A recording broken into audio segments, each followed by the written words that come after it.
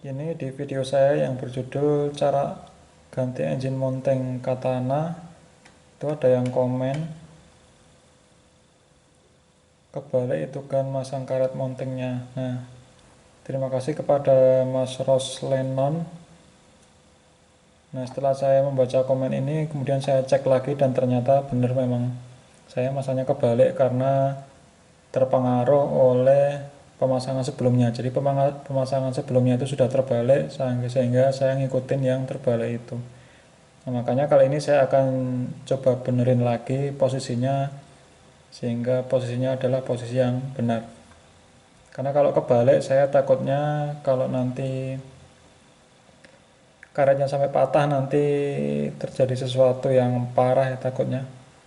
Karena kalau masangnya benar itu meskipun salah satu karet itu patah itu masih bisa menumpu mesin. Nah, sekarang saya akan coba balik lagi kedua engine mountingnya baik kanan maupun yang kiri.